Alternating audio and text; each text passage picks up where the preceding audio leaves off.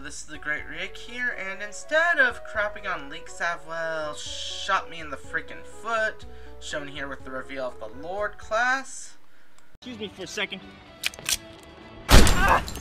It's okay, guys. I'm contractually obligated to do that as often as possible. We are instead going to be talking about a speculative piece on 3 houses. Gotta make that talk about speculation for this game, am I right? Anyway, today I want to talk about the calendar system and the teacher level, as well as how long the game might be in general. But again, before this video releases, Famitsu or E3 may shoot me in the ass again. Well, Famitsu in particular. So for now, let's just throw caution to the wind.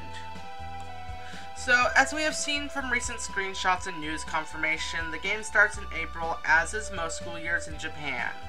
With that, you'll be playing through, it seems like, every day of the week, though people like Gast and Mings speculate you'll be just playing through days with events on them. That is not clear at the moment, though. But anyway, with what you see, the teacher level right under it starts obviously at E. So with that, you seem to have a low amount of teaching points at the start. Seems like 3 per class, but will increase over time.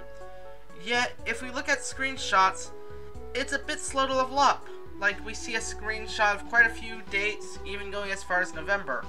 And it still looks like your strolling points, which are used to do interactions and the like, is still pretty low. Which to me indicates that your teaching level may be low as well. So that brings up the question, how long will this game be? Well, there is speculation from many fans that the game will span over several years, since each chapter is a month. Kind of like how each of the Acts of Echoes counted as a month for the most part. So with that, say we have a 24 chapter game, and they stick with each chapter being a month the entire game.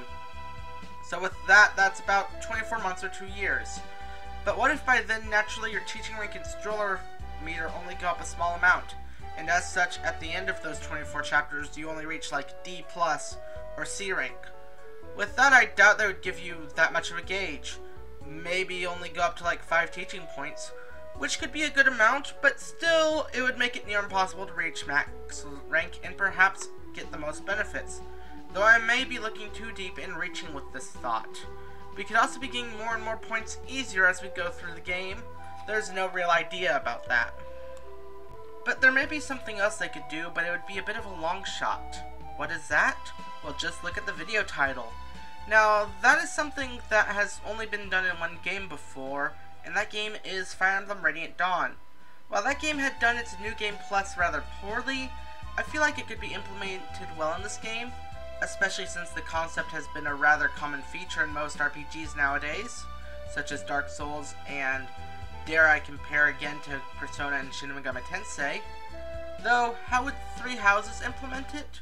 Well, that is rather simple. You see, for this game, you have to choose a house to stick with, and as such, you can, on different playthroughs, choose another house. With this, your level and weapon ranks could reset back to 1, yet you could very well keep certain stuff. The stuff you do keep? Well, you keep your teaching rank and strolling points, and there could be a good explanation for that.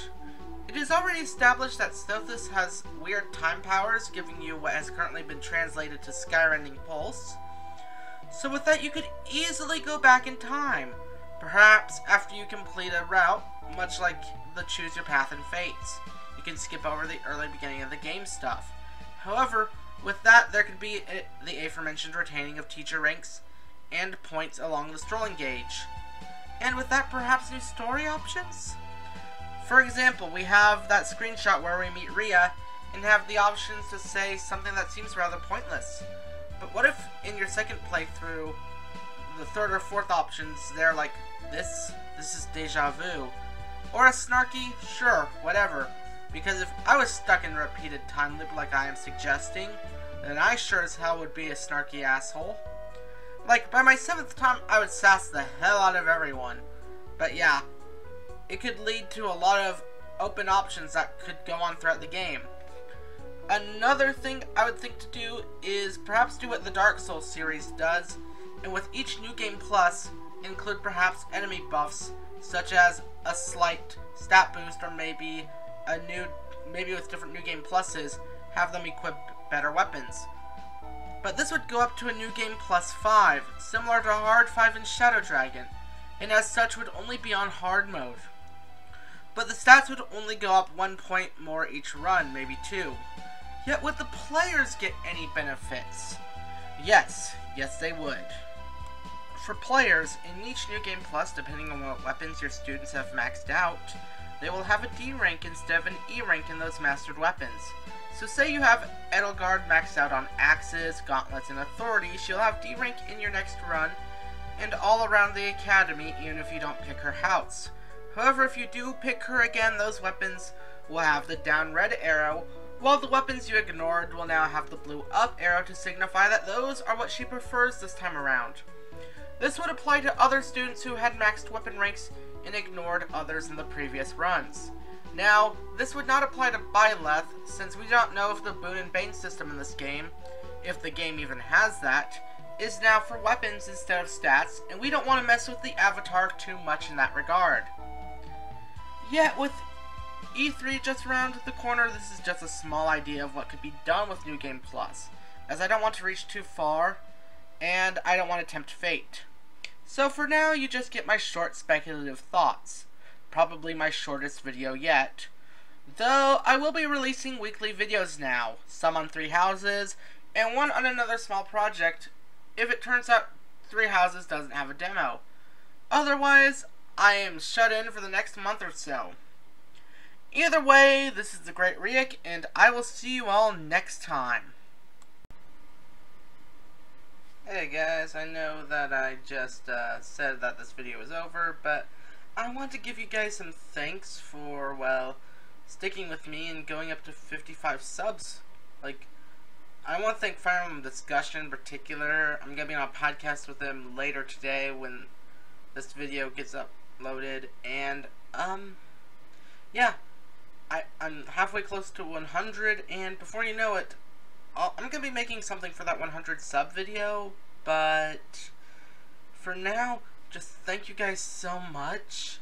Like, I truly appreciate it. Like, I'm planning on doing more content. It's just, the Fire Emblem 4 thing has kind of gone out of my control. I'm kind of a perfectionist on that, and I don't want to make lazy videos on 3 houses, but the problem with covering 3 houses stuff is the game is so close to release, and you can either do speculative stuff, like no one else has been really doing that, they've just been doing stuff based on news, and, well, you could just be covering news and getting that out as quick as possible, like Bangs and Lucky Crit do. But, again, I'd like to thank you guys so much. I really appreciate it. Either way, thank you for watching. This has been the Great Riek, and I'll see you guys next time.